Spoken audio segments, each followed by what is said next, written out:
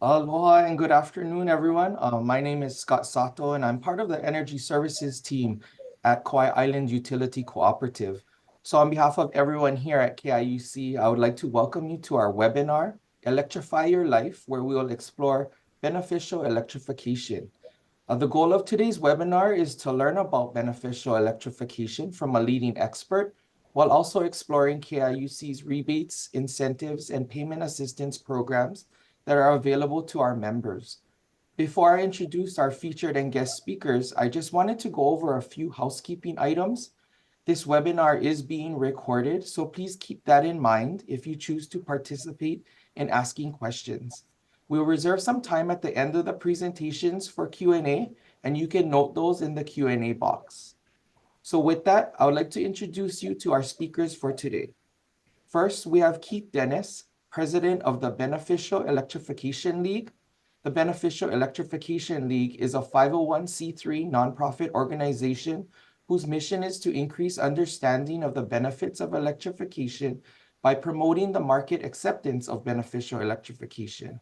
Keith is also CEO of Electrification Strategies, LLC, and has a diverse background spanning engineering, business, and law. Keith holds multiple degrees from Dartmouth College and a Master of Studies in Environmental Law from Vermont Law School. Keith is also a licensed professional engineer and holds multiple certifications in the energy field. Joining Keith this afternoon are KIUC's very own Energy Wise Guys. Many of you may recognize this hardworking duo from the Energy Services team if you've ever received a home or business visit or worked with KIUC on any rebate or incentive programs. Makani Taniguchi is our Energy Services Specialist and handles our residential programs and services. Makani has 20 plus years of experience working in the electric industry as a field services representative and energy services specialist with KIUC and as a groundsman for Our Electric Inc. Makani was born and raised on Kauai and has a passion for helping members understand the electric industry and in finding ways to save members money on their electric bills. Kyle Kramer is our commercial energy services specialist and takes care of our commercial members and commercial EV charger rebate program. Kyle has been with KIUC for the past 5 years, bringing his experience in refrigeration and air conditioning to the team. Kyle, at one point in his career, owned and operated his own business, repairing and installing various appliances, and has worked for Sears as a service technician and in the resort industry as a director of engineering. So thank you all for being here and for sharing your expertise with our webinar attendees. And on that note, I'll turn it over to Keith to get us started this afternoon. Well, thank you very much, and thank you for having me. I'm going to talk today about beneficial electrification and how it relates to just energy use in general and improving people's lives and giving people a good quality of life. So if you could go to the next slide. First, just mention a tiny bit about our organization. We work with electric cooperatives who are our members across the country, as well as environmental groups and people who make electric products and other interest groups. So it's really a diverse group of stakeholders who all serve the electric sector to provide products and services to people at the end of electric lines. And if you go to the next slide. We have a mission and a vision at our nonprofit to really talk about the benefits of electricity and how it can improve people's lives. We talk about facilitating discussions about electrification like this meeting, talking to key stakeholders, making sure that there's great environmental benefits to electrification, but also the necessary grid investments to make sure that as we add more things to the electrical grid, that we have the capacity to do so, and that we're doing it in a smart way that brings value to everybody. If you go to the next slide. This term beneficial electrification is quite a mouthful, many syllables, but it's actually a little bit of a term of art in the industry. We really like to talk about the two words together, beneficial and electrification, because you could theoretically use electricity in a way that is not necessarily beneficial to all segments of society. So we're talking about when we are using electricity in a way that is meeting some objectives. One of them is to save people money. It's really important that if you're going to add electric appliances to people's homes at some cost, that they're going to be saving money over time, and not end up with much higher energy bills. We like to see this benefit the environment, reduce greenhouse gases. Again, because if you're adding a lot of electricity to the electric grid, and you're really causing more pollution than would be there before, that's not going to be seen as a good thing for some stakeholders. We want to make sure that these products improve quality of life and product quality. So we want to make sure that we're not leaving people with products that don't give them the services that they want, whether it's nice air conditioning or a nice car. And we want to make sure it's fostering a robust and resilient grid. So we don't want to be adding lots of things to the electric grid that say use energy all at the same time and cause a problem. Fortunately, there's a lot of things out there that meet these requirements. We generally try to make sure it meets at least one of them without harming the other. So if it's something is saving people money and helping the environment without causing problems to the grid or doing anything for their quality of life, we like to say that's beneficial. And most people would agree that's beneficial electrification. So a little bit of a mouthful, kind of an in the weeds concept, but we just want to make sure that we kind of put that out there. It's not necessarily electrify everything all the time. It's electrifying things when it improves quality of life. So if you go to the next slide, we like to do this little exercise about what your favorite thing is that runs on electricity, and just kind of imagine what your favorite thing is. And this is a picture from a long time ago of folks who were kind of maybe in the same position that I'm in here, talking about all the benefits that electricity is bringing folks. And they've got everything in their house that runs on electricity out in their yard. And I see a lot of things that really are important to me in this yard. I love fans because I grew up on the ocean, certainly a different ocean over in Maine, the other side of the country. But I like that fan because it makes an ocean sound. And I love the air conditioning because now I'm down south and it's very hot, and I miss my climate up in Maine. And of course, refrigerators and TVs are can't be beat. So one of the points of this is just to say that, people talk about electrification, or somebody like me might be talking about electrification as if it's something new, but it's actually been something that's been around for 100 years, really finding ways to use electricity to improve our lives. And so when air conditioning came around, we started using air conditioning. When dishwashers came around and we didn't have to wash the dishes by hand, we used those. And now there are things like cars that can be electric, or leaf blowers, or other things that traditionally have maybe used gasoline or diesel or propane that can use electricity and also improve our lives. So we're on a continuum here. If you go to the next slide. My friend Jim gave me this example of when he first got his electric screwdriver in the mail, and he said it came in a box. He called it kitschy. I'm not sure what that word means, but he said it was kitschy. And he would take it out. He'd get a screw and he'd start screwing it in. And if it wasn't a difficult screw, it would work. But if it was a little difficult, it'd start buzzing, and then it'd run out of batteries, and you'd have to plug it in again. And he kind of left him wondering, is this really a good product? But if you go to the next slide, over time, these screwdrivers ended up getting a lot better, and there's a lot more of these products on the market. Certainly look a little bit different than those ones that weren't too long ago. If you go to the next slide, now you have whole job sites that are using this battery technology, and it's not just a screwdriver; it's a sawzall, it's a skill saw, it's a anything on the job site. They don't have cords. They are, if you actually go to a store, at least where I live, you can't find a corded version of a screwdriver anymore. They have to go out back to find one. And so when you think about this kind of curve of technology, and you're thinking about an electric product, be it an electric car, electric bus, a heat pump, think about where we might be on that curve, and where we are now on this curve. The electric products are just getting better and better. And we may be, with that kind of early version, but we're on a trend to have electricity really doing things that makes our lives easier and better. So if you go to the next slide, this is an example. Sometimes I have this slide where it can move a little bit. This is my friend Jim, same guy, with his gas chainsaw. He's yanking on it, trying to make it start. He's got the earplugs in because it's loud. He's got to have a tank of gas in his garage. Not necessarily ideal, but that's what folks had, before. You go to the next slide. He's got his electric one. Probably doesn't even need those earphones. He just pushes a button, it starts. He doesn't have a gas can in his garage. Saves money, saves time not going to the store. He doesn't have exhaust. He's quieter, so that's beneficial electrification for him. He's happier with that product. If you go to the next slide, this is my daughter.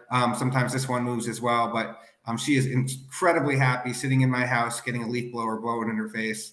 And for me, that's beneficial electrification. I bought this leaf blower not knowing that it was going to be my child's favorite toy. She'll take it to my office, blow around my papers. And I'll just tell you, with a gas leaf blower, I would never do that inside. It's way louder. I'd have to have a gas can. It would be blowing smoke everywhere. And it just, to me, kind of comes home when I'm using this product. Be like, I like this thing as something that I have at my house and I just play with, compared to like a gas leaf blower. And I think that's just indicative of, like, some of these things just have some properties that really make them attractive for folks. So we go to the next slide. We think about electrification. Sometimes people will think about electric vehicles, and the technology, besides the things in the past that we've already sort of baked in, the new technology goes much beyond vehicles. We do a lot of pumping right now with three-phase electric pumps across the country.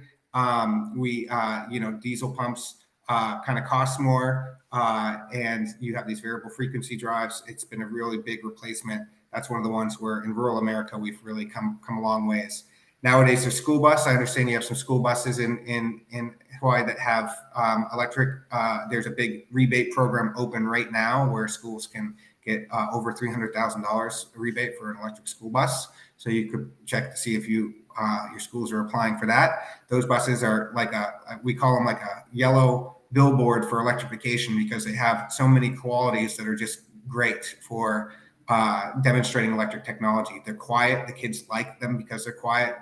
They don't vibrate as much, and they don't put off any fumes. So that other thing, there's feeders that can automatically feed things. A lot of technology that's made of electric really can be done telemetrically. So you can have things that you can put, like, set, feed these livestock while I'm gone. It will go and dip in and put food throughout the barn there, and people don't even have to be there to do that. And again, kind of the technology, lawnmowers, rock crushers, leaf blowers, even tractors. That tractor there, it's sort of a interesting model. It's actually a corded tractor, and it's got that arm that kind of holds up the cord. And I saw this in Iowa years ago, and a gentleman noticed that there's no steering wheel and no seat, and he said that's the tractor for the farmer that's lost their rear end and doesn't know which way to turn, because there's no steering wheel and no seat. But the point is that nobody's even riding that thing.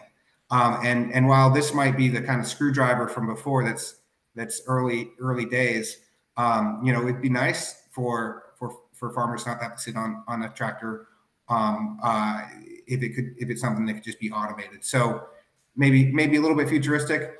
And then on the right there, it's a data center, and that one's a little bit different, because it's like, how is that going to benefit us in the long run? And we're just starting to understand that. If you go to the next slide. I've been doing this for a long time, and back in the day, that last slide had an old car in it. Now it's got a Tesla. This slide didn't even exist. This is just more and more stuff. And these are major companies. That right there is a Polaris UTV. That thing, people love that to hunt with, because it can sneak up on game where people are hunting. But it's also just a really fun vehicle. Forklifts you can use indoors because they don't burn propane. They're quiet. They got garbage trucks now. That's Caterpillar. That's Mack truck.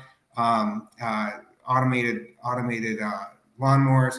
And when I was doing this one year, I was even like, what's next? Electric shoes. And I actually went to Walmart and they had little toy electric shoes there. So, electric bikes are a big thing. So there's really, the sky's the limit with this. Anywhere where there's people trying to power things, you can start doing with electricity. And these companies are not small companies. These are companies that are really putting a lot of money behind this, and they wouldn't be doing that if they didn't believe in it. So if you go to the next slide, one of the things that people ask about when we first started this, we were looking at solutions for utilities or just analysis for utilities that we're seeing, energy efficiency and what happens with energy efficiency. So over time, people start using less electricity. That's a double-edged sword. People love that because you're using less energy and that's good for conservation. But at the same time, there's poles and wires that people have paid for. And as you have electricity use go down, you still have to pay for all the overhead and rates go up. And so what we see is the ability to kind of electrify more segments of the economy and lower costs, keep electric rates down, maybe not pay for fuel that's being shipped into the state. But people started saying, okay, now that we're adding electricity, we're worried that we won't be able to meet that demand. And so I like to show this graph. It's from the National Renewable Energy Lab, and it shows that historically what we've had for load growth, the use of electricity over time. It's got a high, medium, and low case, and the high case is like every vehicle got switched over to electricity like right away. And even in that case, we're talking about electric growth about what we've seen historically. And so when you hear like, oh, I don't know if we can handle this, first of all, this is not out of historic realms. Second, I'd say, if you were thinking of back, in 1950 or something, you'd really have your mind blown to think we can electrify everything that we have already. So I'm hesitant to say that we can't, continue to do that. And then we also have new tools about how to make sure people are using electricity at the right time. So say it was an electric vehicle and you didn't want everyone to charge at noon when you have lots of people, or in the middle of the night. You can get people to shift the time that they're charging their vehicles. And that really is a big difference between what we saw in like the 80s and 90s and just earlier times. So we go to the next slide. The idea here is that even though you might be using more electricity, you're still helping the CO2 emissions, and that's because there can be a lot of emissions, carbon emissions, related to burning fossil fuels.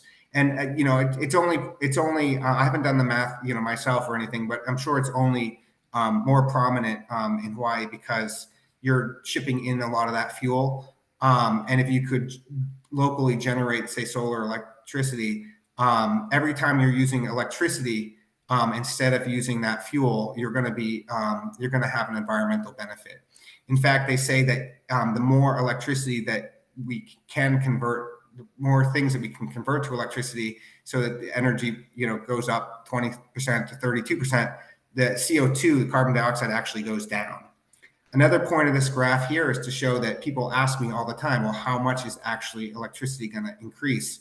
And I say it depends on who you ask, because this one scenario here, you're looking at anywhere from 24 to 52% more electricity use, but then NREL says 81%, and other people say doubling or 150%. So nobody really knows how much more electricity we might use if we do electrify more things.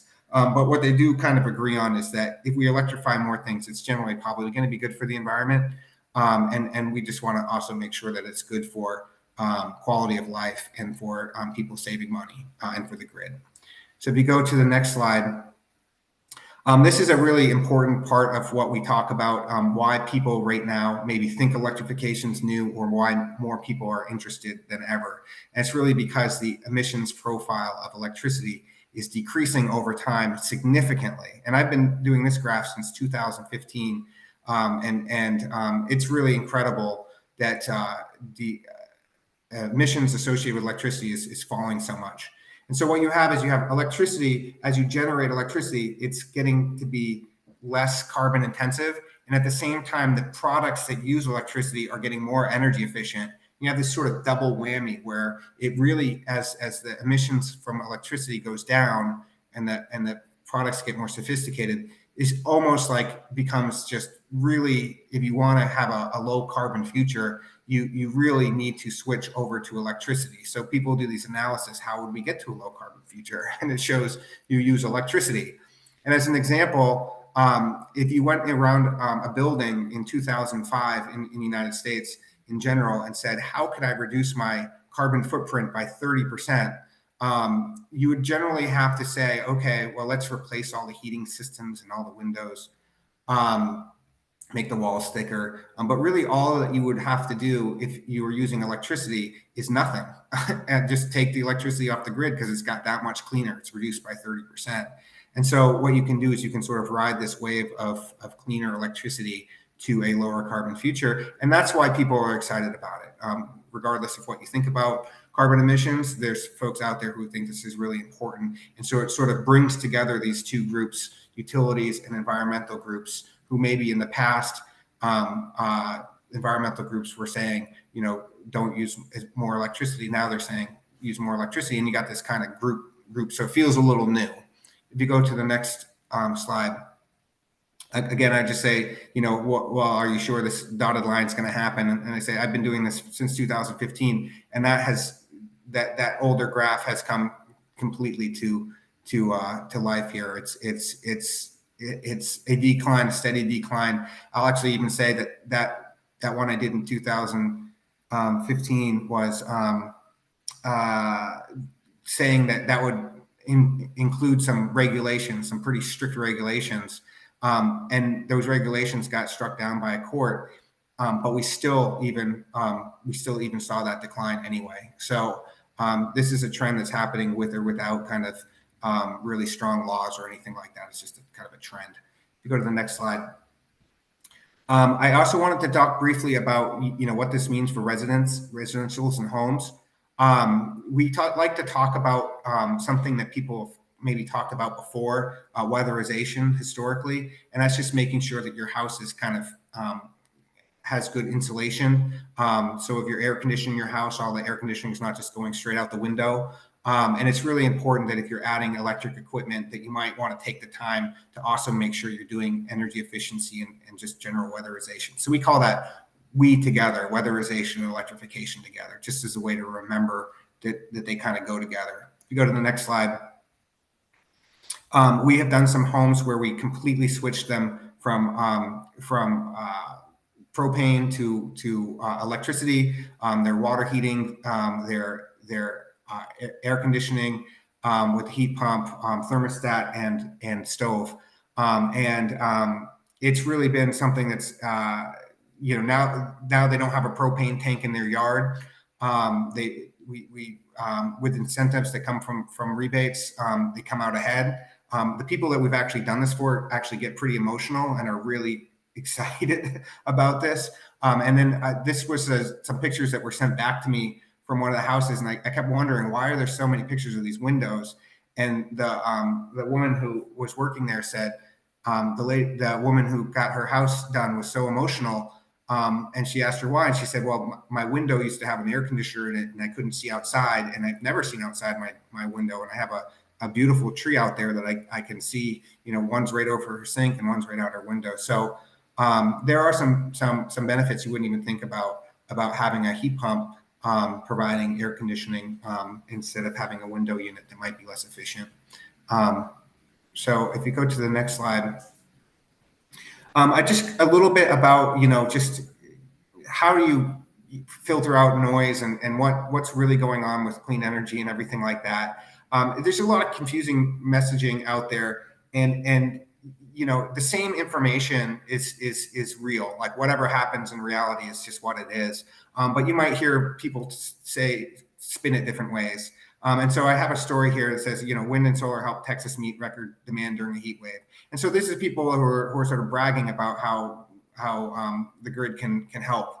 And then you've got other folks saying renewables do not dent fossil fuel dominance in 2022. It's the same information, it's just different messages. And so I think what I would say to you as somebody who just tries to get you the straight trends and things, it really is that there are more and more renewables out there. It does make electricity cleaner and cleaner, and there are technologies that people find more attractive and more attractive, despite what the noise is or what people want to say about it. Either way, these are just trends that I'm observing in reality. So if you go to the next slide.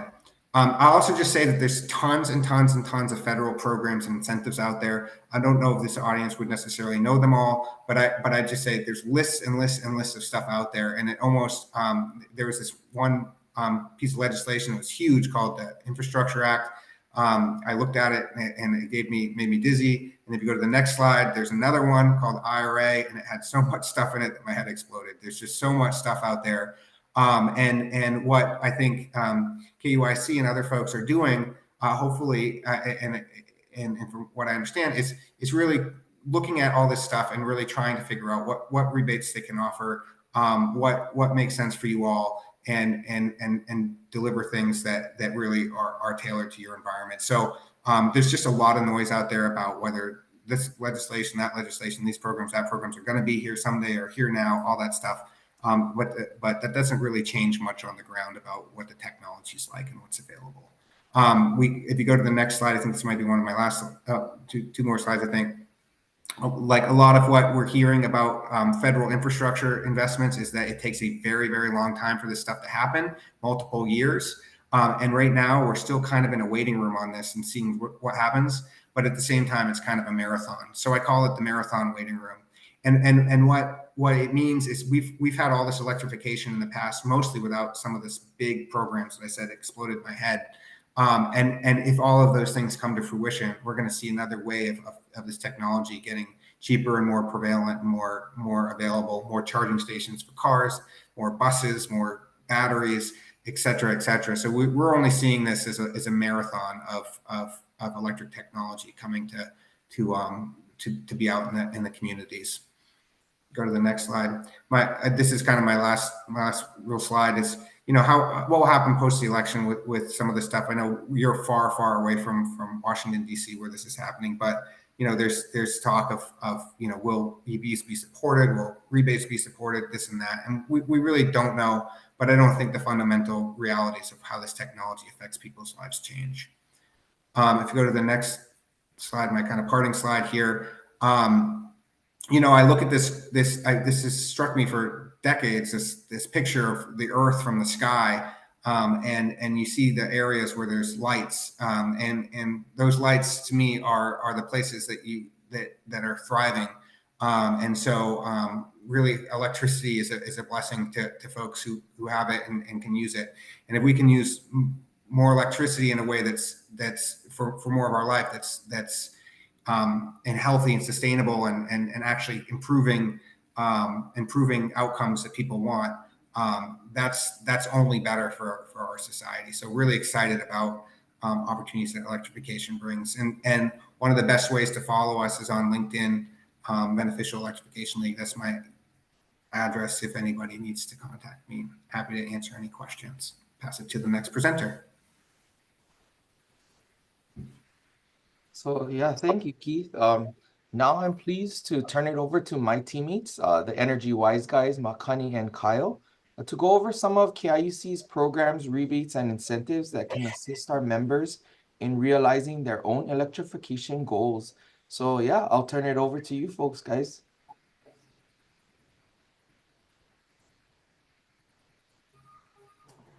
All right, I guess I'll get it started. Makani, on the residential side, we do have 10 awesome programs for our members. And the one I'd like to start with would be that Holly program, Home Assessment Learning Experience.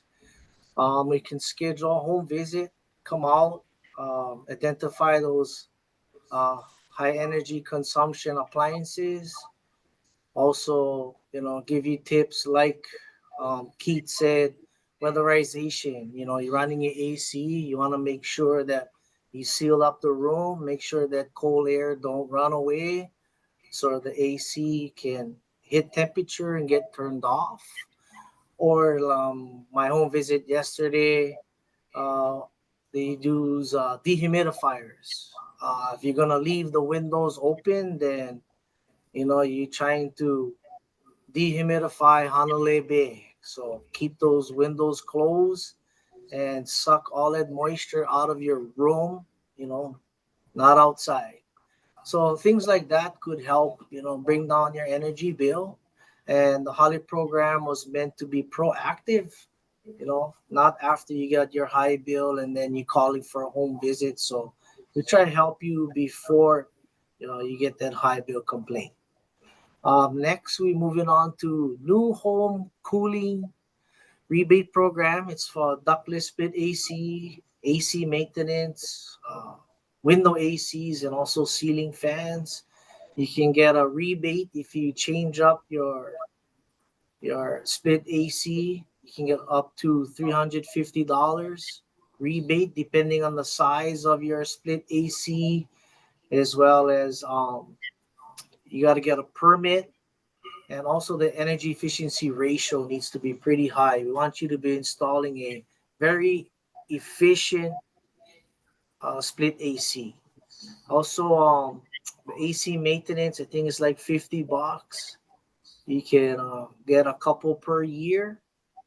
And also for the window ACs, you can change that out and get a $50 rebate. Gotta be a high energy efficiency one too. EER needs to be at least 11.2 or higher. So that's your energy efficiency ratio. Also for ceiling fans, we highly encourage you to install an Energy Star ceiling fan, and you can get up to two replacements, $25 each. Can't go wrong there. I took advantage of that, so I got some Energy Star ceiling fans in my house. Um, Lighting program. We usually do a bulb giveaway when you're a new customer to KIUC when our doors are open. But today we just do LED bulb giveaways for the community. And I also do that on my home visits in case we got to change out your incandescent light bulb or your CFL light bulb to a high energy efficient LED bulb. So that will be for a lighting program. uh, this other good one will be the heat pump water heater rebate program. You get up to $500 rebate, changing out an electric water heater to a heat pump water heater, or even a non-functioning heat pump water heater, or a non-functioning solar water heater. Replace that with a brand new heat pump water heater. Get a $500 rebate. Main thing, you get the space for it because it needs to take that ambient air around the tank to heat you water. And also, I seen a lot of condo units that don't have the roof space to put a solar water heater panel on. They'll go and get an energy efficient heat pump water heater. So that's a good one too. Very efficient, takes all that warm air around, and actually in return it blows out cool air.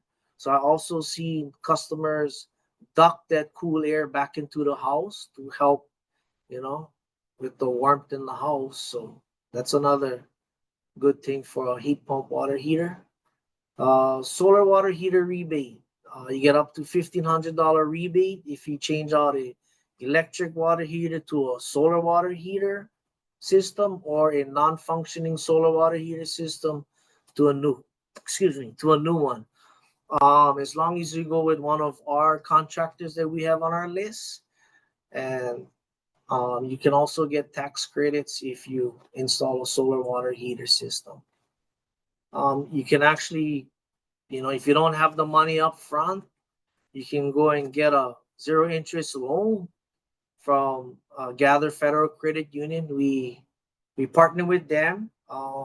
You go apply, everything's all good. Then the loan counselor from Gather will send us an email that you qualify, and we'll pay 100% of that interest. It's usually a 5-year plan. So that's savings right there. And again, you can also get your tax credits from the federal and state. Moving on for the appliance meter tester. That's when you want to know how much your inefficient 15-year-old refrigerator, how much it uses per day, per month. We have those here at KIUC. You can come in to the office and we'll let you borrow for free, and then just make sure you return it. So that's another good one there. And then for a new efficient appliance replacement rebate program, that's if you want to change out a freezer, refrigerator, a clothes washer, or a dryer, you can get $100 rebate for each appliance. We also encourage everybody to get efficient appliances, help out the electric bill. And then that would be submitting your application. You can take a picture, take a picture of your receipt. If you went to Home Depot, we actually have our card, our flyer all around there. It's a QR code. You can even click on that, get your application right off the QR code and apply. Moving forward, QMARC program, Qualifying Member Appliance Replacement Program. That's my favorite. That's to help out our kupuna in our community. They have to be 60 years or older and also fall in a low income bracket. And the refrigerator needs to be 10 years old or older. And we can do a replacement for them, also putting on a 5-year warranty. And also, if they have a leaking electric water heater, gotta be electric, not on gas water heater, then we can also change that out too for free for a kupuna. So obviously that's an awesome program for a kupuna who is stuck on their low income, and we can go out there and help them for free. And then last one would be our energy efficient device retrofit program. That's a water heater timer. We usually recommend putting on a water heater timer if you have an old water heater that has a hard time keeping temp. So instead of having it spike to hit that temp while we're sleeping, while we're at work, we can have that get turned off and only heat up right before we want to go and take a bath or we need hot water to wash our dishes, and then gets turned off. And then you use zero electricity throughout the night, throughout the day, trying to heat that water. I think I got everything covered. And moving on to commercials, so I'll pass it over to my better half. Kyle, go get them. Thanks, Makani. Other than what I do is Makani does the residential side here at KIUC. I actually do the commercial side, and that includes high bills. If someone thinks that their bill is high, we can go in and do an assessment for free to try lower your electricity consumption. We also do at that point do incentives, and I also do EV rebates here at KIUC. Sometimes it's just walking through a property just to understand visually more of what the business needs and likes are. When we talk about incentive programs, there's a lot of businesses here on Kauai that either has old air conditioners, they have fluorescent lights, like Makani was saying, residential do, CFLs, and it kind of makes up 18 to 20% of your bill when you look at commercial. Commercial members pretty much running 24 hours a day, so they're pretty much our higher consumption throughout the day for it. So we look at incentives to try to lower energy bills on their side. So we have a 50% incentive that we do through the commercial side, and what that covers equipment. So say for instance you had an old AC and we could find and prove that you had a better energy efficient air conditioner. KIUC would then get quotes, and you'll get your quotes from your contractor, and we'll look at it together and figure out what is the most energy efficient AC. What can we do to this business so we can lower their loads, lower their energy consumption for it. If everything goes okay and it's all goes through, KIUC would pay 50% of the materials. When we look at a 50% incentive, and it's pretty much on anything that can save energy, but it has to make sense. It has to make sense for KIUC, and it also has to make sense for our members. So with our calculations, we also look at ROIs, return on investments, just to make sure that everybody's happy with the incentive, with the energy savings, and what they can put back in their pocket for it. We also teamed up with the County of Kauai regarding the Small Business Energy Efficient Grant this year. It's a starter that we started out this year just to see how it would work, how we can put things together, and it's made for small businesses to help them be more energy efficient. Most small businesses probably work day to day, scratching pennies here and there to try and make ends meet. So we came up with this program to see how can we help them save energy. Most small businesses don't have the capital to say, yeah, let's go ahead and change all this lighting, hire electricians, and etc. So with this program, we could get a quote from an electrician, and if everything looks good, like I was saying, energy efficient wise, then we have a group that we go together, make a decision to say, yes, it's approved. You would pay the upfront 100%, and then the program would pay you 50% of the labor.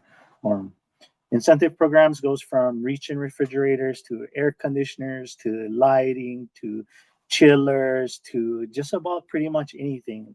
Like I said, long as it makes sense regarding return on investment for everybody. So when I look at those programs, it's a win-win for everybody.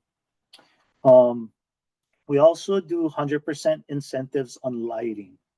So for an example, most businesses, like I was saying, say you run a fluorescent light.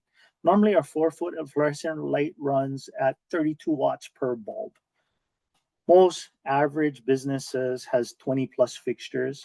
Some of them are 2 bulb fixtures, some of them are 3, and some of them are 4. So if you take 32 watts times all of that usage compared to LED nowadays, LED can drop that wattage from 32 with a fluorescent bulb to 12 watts.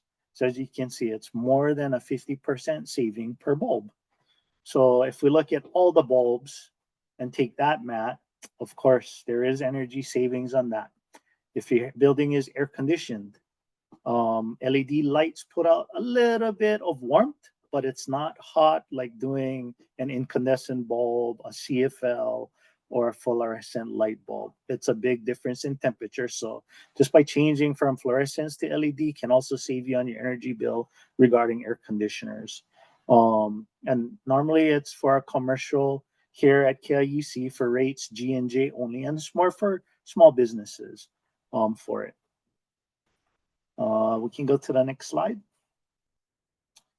So talking a little bit about EV chargers. We here at KIUC also do free assessments if a business or anyone wanted to install an EV charger on their site. This has nothing to do with KIUC, but we're in it for the long haul here. So we looked at how can we save our members money just doing a site visit. So there's some people that will say, yeah, let's put the EV charger here. But when we go do our evaluation, cost-wise, it might not make sense. And it's because of all the infrastructure, all the things that needs to be done. So if you have a driveway going across and you want it here, what it's going to cost you to cut the driveway compared to finding maybe a grass area that has a parking stall that it's easier to dig. And then we just load dirt back instead of redoing your whole parking lot. We also look at your transformer. The needs of your business. If your transformer needs to upgrade it because you have to put in a charger, we can tell you yes or no. We can also probably give you an estimate cost of what it'll cost to install a transformer if you need it. It's a win-win situation for everyone. We look at obstacles, right? Like I was saying, where's these water lines? Where is drainage? Where is the utilities? Can we look at other different locations that will be fee simpler for our members, right? On labor, cost to install it, and it's free of charge. All these programs that me and Makani talk about, it's actually free to our members. for us to come do an assessment, to talk story, to look at the situation and try to advise you in the right direction on how you can save on energy for it. And we're both upfront. We'll let you know what it'll cost. We'll let you know how much you can save. And it's beneficial for all of our members. You can go to the next slide. So since we're talking about chargers, we do here at KIUC offer our commercial members level 2 chargers for it. So for our commercial members, it's $10,000 for a rebate if your total project installing exceeds 45,000. And what I mean is exceeding, that includes your total costs, meaning your labor, your permits, your charger, what it costs, all of that would have to be sent to us as proof for verification on the $45,000 and invoices at the end of the day for it. If it's below 45,000, we still do an incentive for our commercial members, which is a $5,000 rebate for it. Say we have broken chargers around the property of our commercial members, and a commercial member decided, let's upgrade our chargers to better working chargers. So we do a retrofit rebate for $3,500 for these chargers to go in. We also do, or I also do, assessment. So I've been at board meetings to explain how an EV charger works, what is the benefits, what is the disconnects about it, things to that nature. We do education just so everybody can understand how these programs work, how the chargers work, even how an EV car works for it. When we look at our residential members, right, residential is a little bit different. Residentials would probably have a level 2 charger, just like a commercial member, but it's probably on a smaller scale, a single port. And it depends on what the charger costs, what costs to install it. KIUC is willing to give up to a $500 rebate for new installation on or a retrofit charger. For our members, you can go to KIUC.coop. You can look up Energy Wise, guys. You guys will see all of our benefits here for our members regarding our commercial incentives, our rebates, our EV chargers. And me and Makani don't mind. If you just have a question, feel free to give us a call. You can call 246-4300. We'll be more than glad to help you. If we don't know the answer, we'll find somebody that will get the answer for you. All of our programs here, me and Makani feel we're dear to these programs, and it's because we live here. We're born and raised here on Kauai, and we want to make sure that we take care of our members with whatever needs that they need.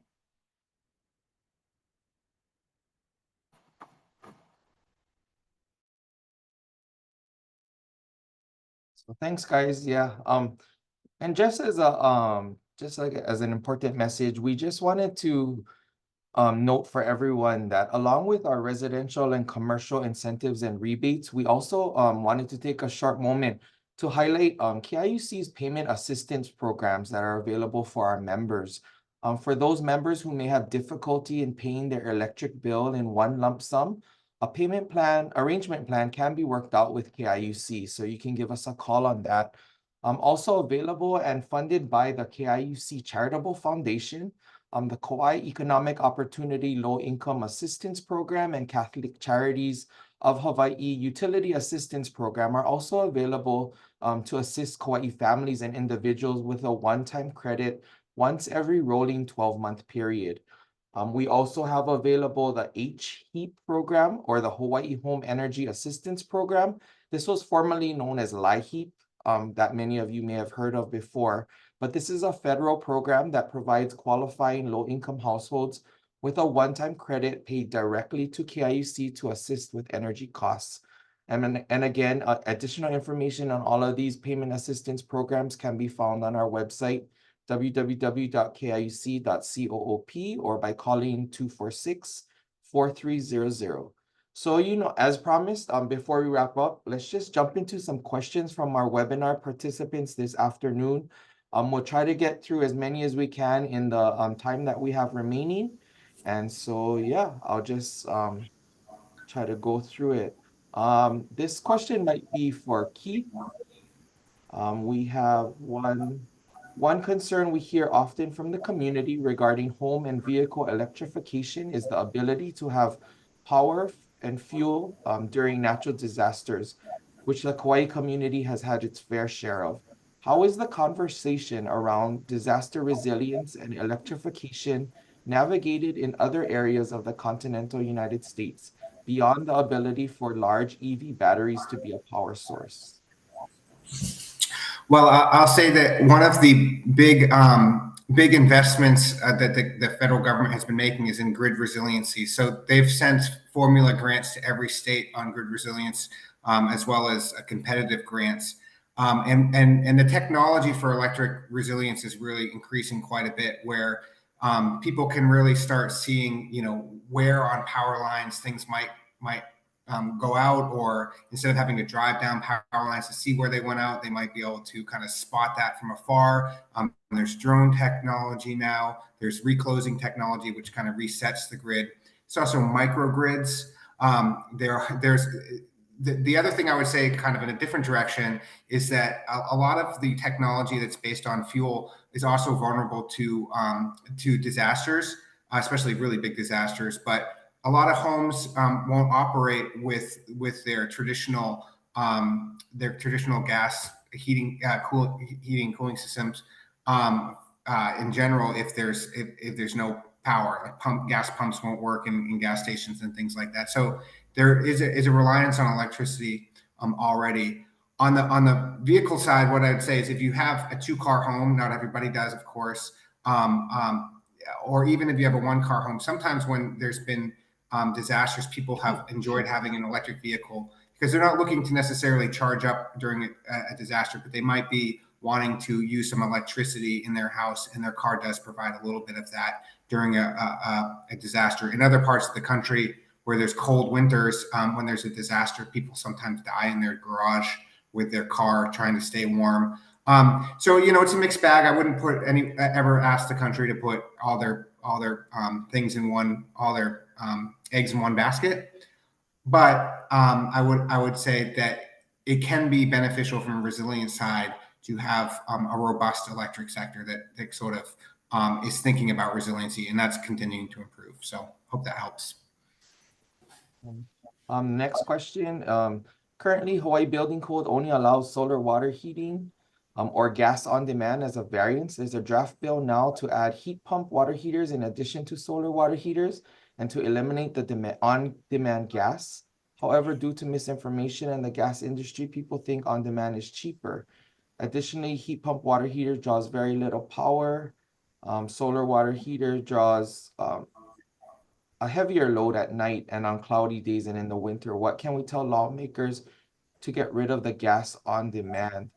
I think I can answer that one. So, it's important that you keep your legislators engaged in the discussion.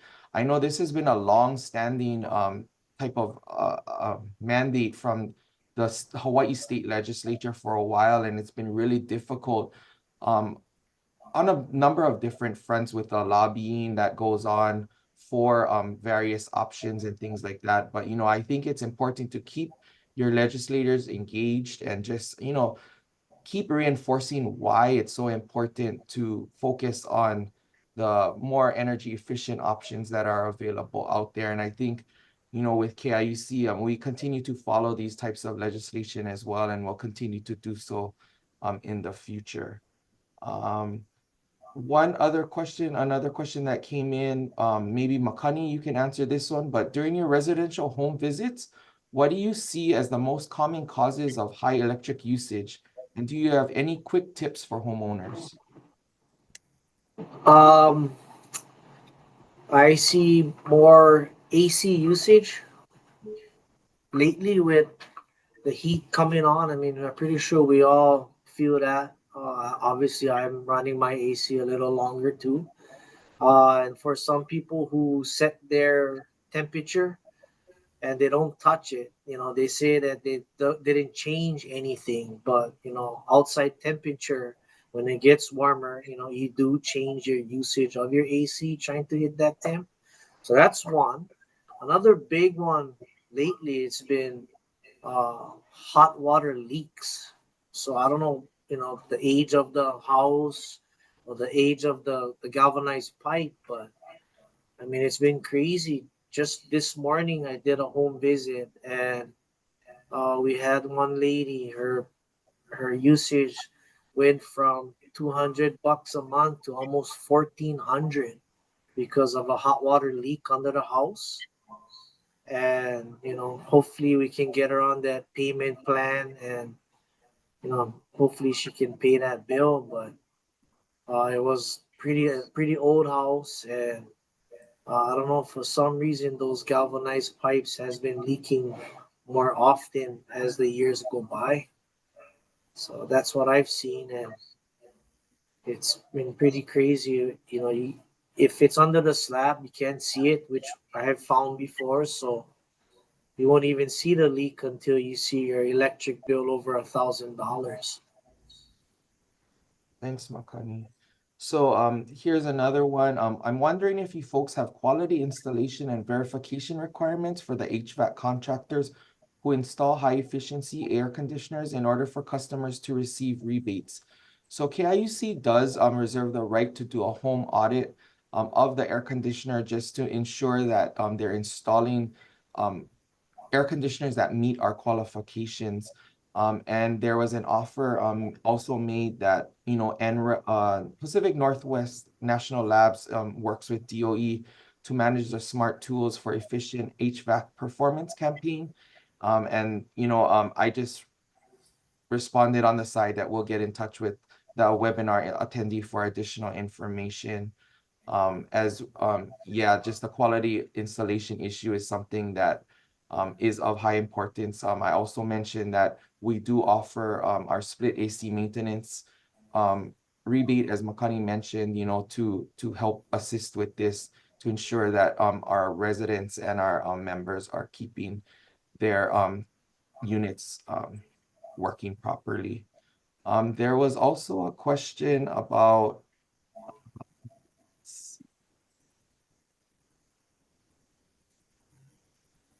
whether KIUC has any whether KIUC is going to be offering higher rebates for the heat pump, clothes dryer, since they are so efficient and help with grid load, etc. Would also love to see the loan program for heat pump water heaters, and whether we could work with Gather on that. To answer that question, that's something that we would continue to look at as part of our portfolio of offerings for our members. And yeah, I definitely think Gather would work with us in the same way that they do for solar water heating. So yeah, that's just something we'll keep working on and looking into. And then there was whether there was any consideration to add heat pump water heaters for the business grant program. Kyle, I don't know if you wanted to take that one.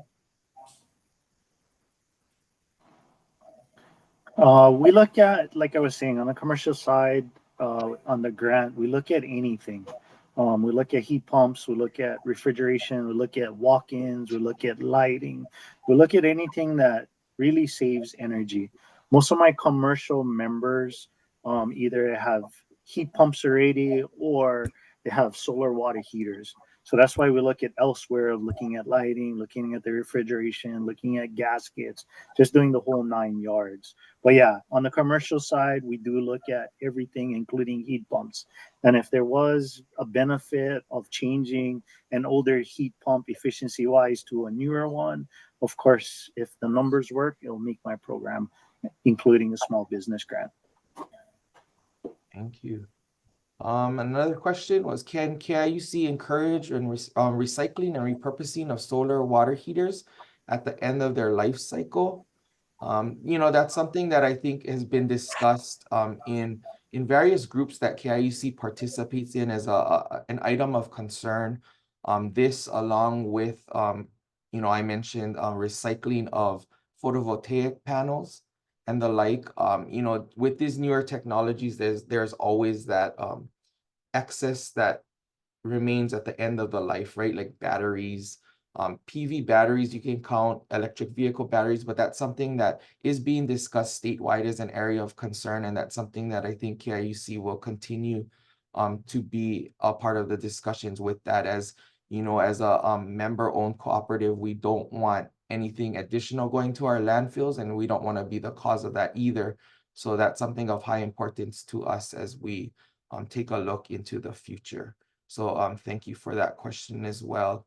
And yeah, if there's any questions as we reach the top of the hour, if there's any questions that we haven't answered, we'll try our best to get back to you. But again, you know, I just like to take the time to thank again our panelists, Keith, Makani, and Kyle, for all of the informative information for our members. And, you know, really everyone at KIUC for everything that they do as a team to, as they say, keep the lights on for the island. So we'd like to just thank everyone again for attending this webinar, and just, yeah, have a great rest of your week. So thanks for coming. We'll see you guys later. Thank you. Thanks, Keith. Mahalo. Thanks, Kyle. Thank you.